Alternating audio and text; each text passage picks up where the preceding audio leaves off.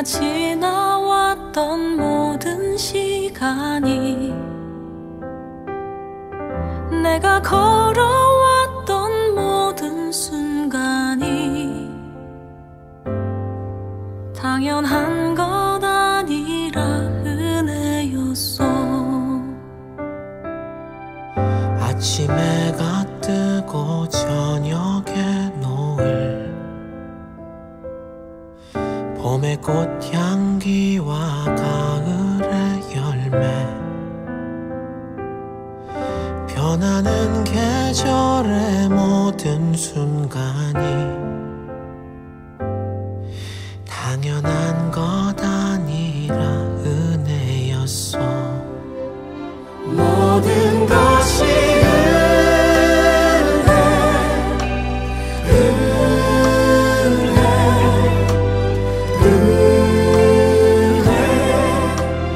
한없는 은혜, 내 삶에 당연한 것 하나도 없었던 것을, 모든 것이 은혜였어.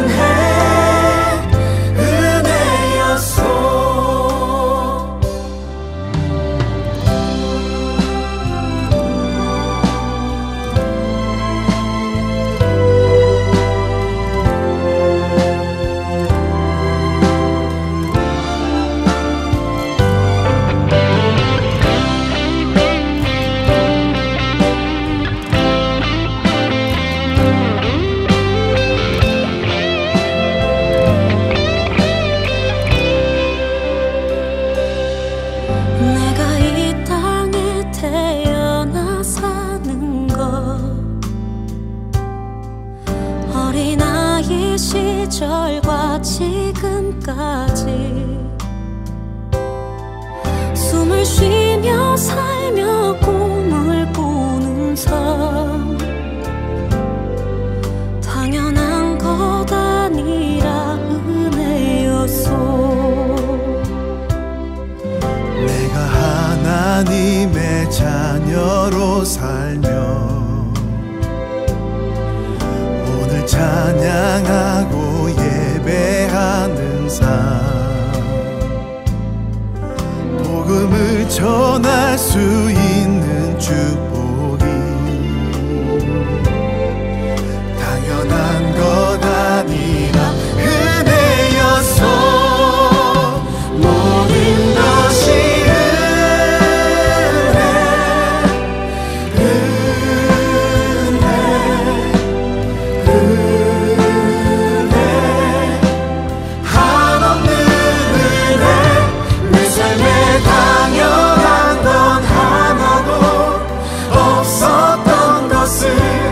모든 것이 은혜였어. 모든 것이 은혜.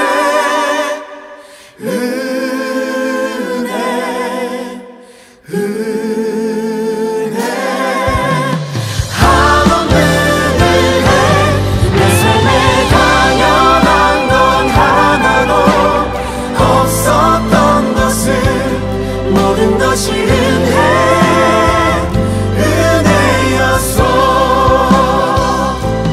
모든 것이 은혜였어.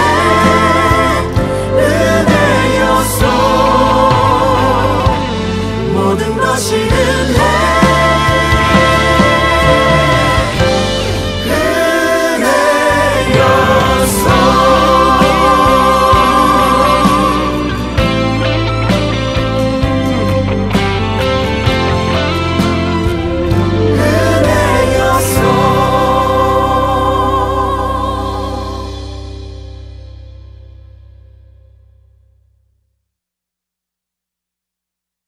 오늘 우리에게 주시는 하나님의 말씀은 사무엘하 24장 1절에서 17절의 말씀입니다. 여호와께서 다시 이스라엘을 향하여 진노하사 그들을 치시려고 다윗을 격동시키사 가서 이스라엘과 유다의 인구를 조사하라 하신지라.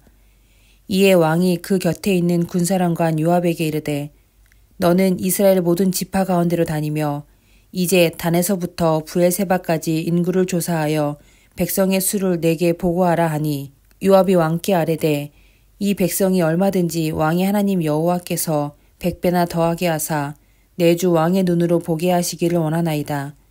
그런데 내 주 왕은 어찌하여 이런 일을 기뻐하시나이까 하되 왕의 명령이 요압과 군대 사령관들을 재촉한지라. 요압과 사령관들이 이스라엘 인구를 조사하려고 왕 앞에서 물러나 요단을 건너 갓 골짜기 가운데 성읍 아로엘 오른쪽 곧 야셀 맞은 쪽에 이르러 장막을 치고 길르앗에 이르고 닷딤 호시 땅에 이르고 또 다냐안에 이르러서는 시돈으로 돌아 두로 견고한 성에 이르고 히위 사람과 가나안 사람의 모든 성읍에 이르고 유다 남쪽으로 나와 부엘세바에 이르니 그들 무리가 국내를 두루 돌아 9달 20날 만에 예루살렘에 이르러 요압이 백성의 수를 왕께 보고하니 곧 이스라엘에서 칼을 빼는 담대한 자가 80만 명이요 유다 사람이 50만 명이었더라. 다윗이 백성을 조사한 후에 그의 마음에 자책하고 다윗이 여호와께 아뢰되 내가 이 일을 행함으로 큰 죄를 범하였나이다. 여호와여 이제 간구하옵나니 종의 죄를 사하여 주옵소서. 내가 심히 미련하게 행하였나이다 하니라. 다윗이 아침에 일어날 때 여호와의 말씀이 다윗의 선견자 된 선지자 갓에게 임하여 이르시되 가서 다윗에게 말하기를 여호와께서 이와 같이 말씀하시기를 내가 내게 3가지를 보이노니 너를 위하여 너는 그 중에서 하나를 택하라. 내가 그것을 내게 행하리라 하셨다 하라 하시니 갓이 다윗에게 이르러 아뢰어 이르되 왕의 땅이 7년 기근이 있을 것이니까 혹은 왕이 왕의 원수에게 쫓겨 3달 동안 그들 앞에서 도망하실 것이니까 혹은 왕의 땅에 사흘 동안 전염병이 있을 것이니까 왕은 생각하여 보고 나를 보내신 이에게 무엇을 대답하게 하소서 하는지라. 다윗이 갓에게 이르되 내가 고통 중에 있도다. 청하건대 여호와께서는 긍휼이 크시니 우리가 여호와의 손에 빠지고 내가 사람의 손에 빠지지 아니하기를 원하노라 하는지라. 이에 여호와께서 그 아침부터 정하신 때까지 전염병을 이스라엘에게 내리시니 단에서부터 부엘세바까지 백성의 죽은 자가 7만 명이라. 천사가 예루살렘을 향하여 그의 손을 들어 멸하려 하더니 여호와께서 이 재앙 내리심을 뉘우치사 백성을 멸하는 천사에게 이르시되 족하다 이제는 내 손을 거두라 하시니 여호와의 사자가 여부스 사람 아라우나의 타작 마당 곁에 있는지라. 다윗이 백성을 치는 천사를 보고 곧 여호와께 아뢰어 이르되 나는 범죄하였고 악을 행하였거니와 이 양 무리는 무엇을 행하였나이까. 청하건대 주의 손으로 나와 내 아버지의 집을 치소서 하니라. 아멘. 하나님께서 이스라엘을 향해 진노하십니다. 그리고 그 죄 때문에 다윗을 격동시키셨습니다. 여기서 생각하게 되는 것은 어떤 죄를 지었는가입니다. 그 힌트는 다윗의 행동에 있습니다. 다윗은 전 이스라엘에 대한 인구조사를 명령합니다. 국가의 수장이 인구조사를 하는 것은 나쁜 일이 아닙니다. 조세를 걷기 위해 군대를 유지하기 위해 여러 국가정책을 만들려면 인구수를 알아야 합니다. 인구조사 명령 자체가 악한 행동은 아닌 것입니다. 왜 그 명령이 잘못된 것인지는 요압의 말에 답이 있습니다. 요압은 하나님께서 왕을 통해 많은 일을 이루셨는데 못하러 인구조사를 하는지를 묻습니다. 사실상 반대한 것입니다. 다윗이 자신이 일군 나라의 규모를 확인하며 기쁨과 만족을 얻기 위해 인구조사를 진행한 것입니다. 하나님의 선하심을 기뻐해야 할 사람이 스스로를 높이며 자신을 높이려고 하고 있습니다. 다윗의 이러한 모습은 곧 이스라엘 전체의 모습이었습니다. 이스라엘은 불과 얼마 전까지 블레셋에 두들겨 맞는 약소국가였는데 다윗이 왕이 된 후 강대국으로 성장했습니다. 그 일을 이루신 분은 하나님이십니다. 하나님께서 다윗을 사용하신 것입니다. 하지만 그들은 강대해지자 겸손한 마음을 잊었습니다. 부요함에 취해서 감사함을 잊어갔습니다. 마치 예전부터 강대국이었던 것처럼 은혜를 입던 순간을 잊었습니다. 다윗 역시 그 죄로부터 자유롭지 못했습니다. 순수하지 못한 동기로 불필요한 인구조사를 지시했습니다. 이는 마음 밑바닥에 교만이 드러난 것입니다. 그리고 그것이 그가 징계받는 이후 죄가 되었습니다. 성취를 이루고자 하는 마음은 모든 사람에게 있습니다. 입신양명하여 사회적인 지위를 얻고자 하는 마음이 나쁘다고 할 수 없습니다.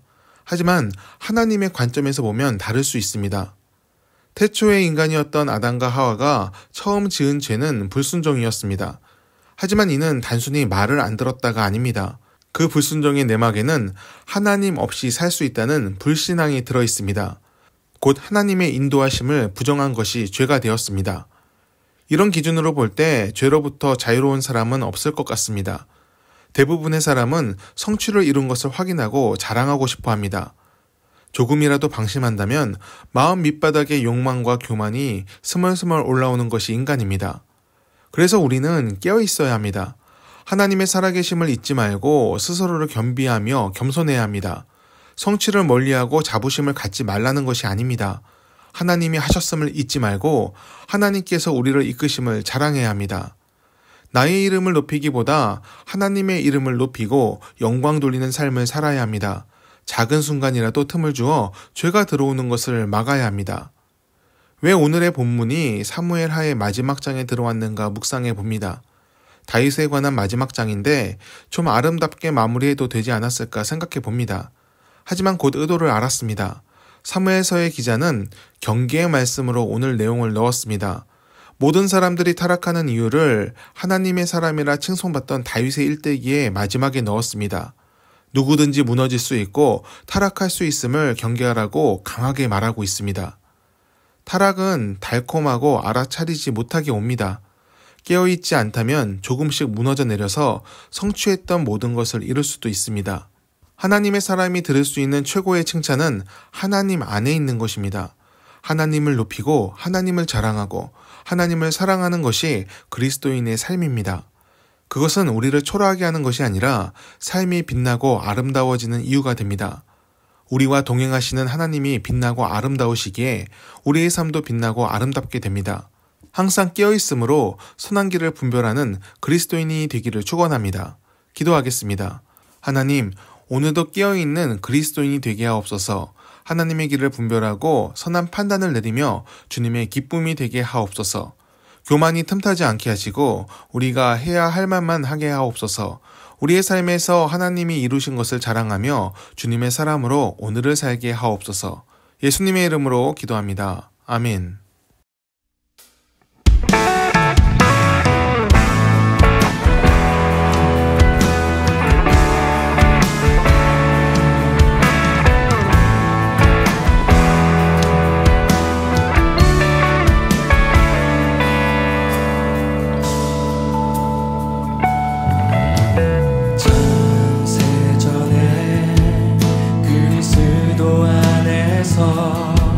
사랑으로 우리를 택하시고 주님의 그 사랑 안에서 거룩하고 의미 없게 하셨네. 주님의 값없는 은혜에 영광을 찬송케 하시려 하나님이 사랑하시는 자 안에서 그 생명을 거저 주셨네.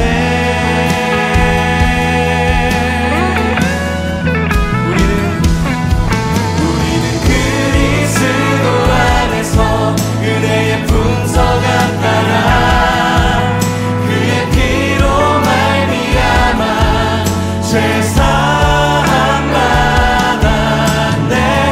그 기쁘신 뜻대로 우리를 예정하사 주 예수로 말미암아 자녀가 되었네.